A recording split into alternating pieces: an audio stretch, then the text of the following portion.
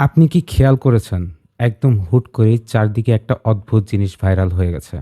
একটা ছোট্ট চুলের পুতুল। নাম শুনেছেন? লাবুবু। দেখতে একেকজন বলে কিউট, কেউ বলে আজব। চীন থেকে শুরু হয়ে এখন এই লাবুবু সারা দুনিয়ায় ঝড় তুলছে। পপমার্ট নামে এক কোম্পানি এটা বানায়, যারা এখন ৩০ প্লাস দেশে এটা বিক্রি করে। লিসা, রিহানা এমনকি ডেভিড বেকহাম সবাই এর ছবি পোস্ট করেছে। এই পুতুল নিয়ে মানুষ এত পাগল কেন? একটা কারণ হচ্ছে ব্লাইন্ড বক্স।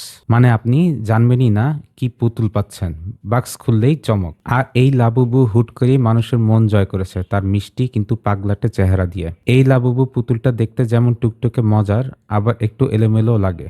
আর মহামারীর পরে মানুষ একটু হাসির খোঁজে ছিল, একটু আনন্দ চাচ্ছিল। এই পুতুলটা যেন ঠিক সেই ভাইব ধরেছে।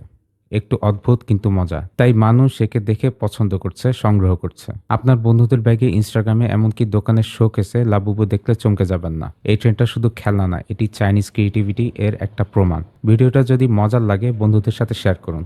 আর কমেন্টে বলুন আপনি লাবুবুকে কিউট বলেন না আজব।